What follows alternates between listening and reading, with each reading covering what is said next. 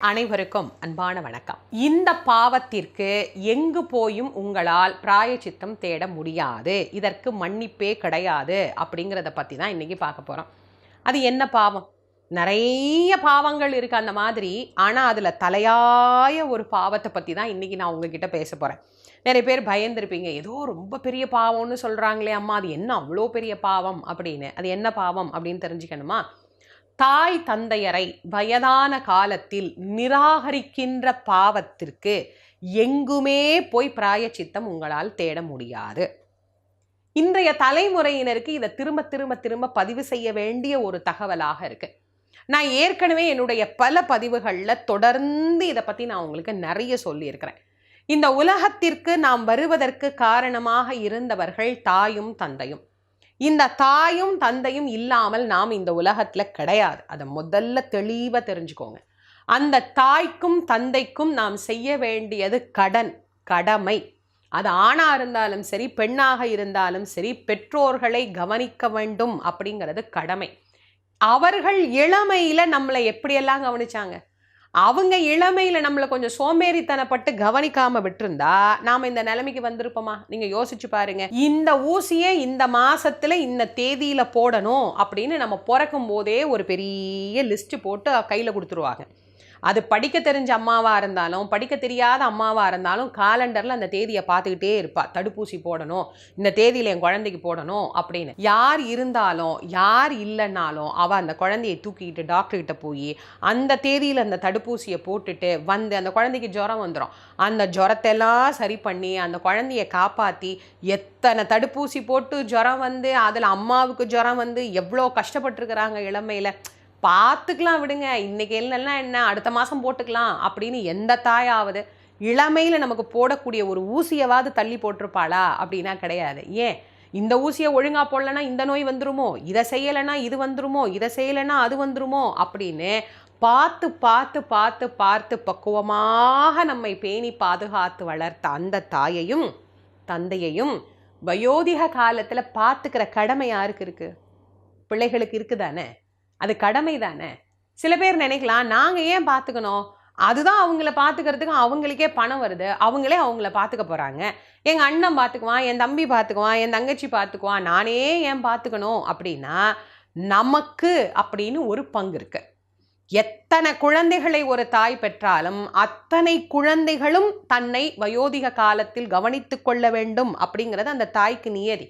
10 பிள்ளை பெற்றாலும் அந்த தாய் 10 பிள்ளையும் சரியாக தானே கவனிச்சா? ஒரு பிள்ளைய ஒரு மாதிரி இன்னொரு பிள்ளை இன்னொரு மாதிரி கவனிக்கலைல்ல. அப்போ எல்லாத்தையும் ஒரே மாதிரி தானே கவனிச்சா? நாமும் வயோதிக காலத்தில் அதே மாதிரி பார்த்துக்கணும்ல. அவர் செஞ்சாலும் நாமும் செய்ய வேண்டும் அப்படிங்கிறது கடமை. அவர்கள் நன்றாக வாழ்ந்த காலத்தில் அவங்க கிட்ட இருந்து எல்லா உழைப்பையும் சுரண்டி கொண்டு அவர்களின் ஆரோக்கியத்தை நமக்காக அவங்க கெடுத்துக்கிட்டு வேலை செஞ்சாங்க. அதெல்லாம் வாங்கிக்கிட்டு அவங்க சொத்தெல்லாமும் வாங்கிக்கிட்டு அதுக்கப்புறமா அவங்கள வேணாம் அப்படின்னு தூக்கி போடுறது எந்த அளவுக்கு நியாயமாக இருக்கும் அப்படின்னு ஒரு நிமிஷம் கண்ணை மூடி ஒவ்வொருத்தரும் யோசிக்கணும். ஆக வயசான காலத்தில் பெற்றோர்களை பேணி பாதுகாக்க வேண்டும் அப்படிங்கிறது கடமை. முதியோர் இல்லத்தில் கொண்டு போய் அவங்கள விடுறது அப்படிங்கிறது மிக மிக மிக ஒரு கேவலமான ஒரு விஷயம். அவர்களை நம்மோடு வைத்து நாம் பேணி பாதுகாத்து அவர்களுக்கு செய்ய வேண்டிய சரியான வாழ்க்கை முறைக்கு தேவையான எல்லா வசதிகளையும் செய்து கொடுத்து நாம் அவங்கள கவனிச்சுக்கணும். இப்போ நிறைய பேர் நீங்கள் கேட்கலாம், எங்களுக்கு அதுக்கான வசதி கிடையாது, நாங்களே வசதி இல்லாமல் சாதாரணமாக தான் இருக்கிறோம், நாங்கள் அவங்களுக்கு இவ்வளோவும் செய்ய முடியாது அப்படின்னா நீங்கள் எப்படி இருக்கிறீங்களோ அப்படியே அவங்களுக்கு வேணுங்கிறத நீங்கள் செய்யுங்க. அதைத்தான் நான் சொல்ல வரேன். நீங்கள் என்ன நிலையில் வாழ்கிறீங்களோ அதே வாழ்க்கை தானே அவங்களுக்கும் நம்ம கொடுக்கணும். அதனால் அவங்களை முறையாக கவனித்து, இல்லை எங்களோட அவங்க ஒத்து போக மாட்டாங்க, எங்களோட அவங்க இருக்க மாட்டாங்க, பிரச்சனையாக தான் வருது அப்படின்னா அவர்களுக்கு உண்டான அந்த மரியாதையோடு அவர்களை வாழ வைக்கணும் அப்படிங்கிறத நம்ம தெரிஞ்சுக்கணும். பிடிக்குதோ பிடிக்கலையோ அது அடுத்த விஷயம். அவர்களுக்கு செய்ய வேண்டியது கடமை. நான் திரும்ப திரும்ப பல முறை இதே வார்த்தையை நான் திரும்ப சொல்லியிருக்கிறேன். தொடர்ந்து என் பதிவை கேட்குறவங்களுக்கு அது நல்லா தெரியும்.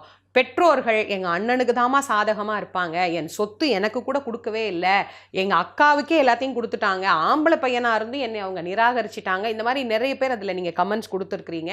அதையும் நான் படிச்சிருக்கிறேன்.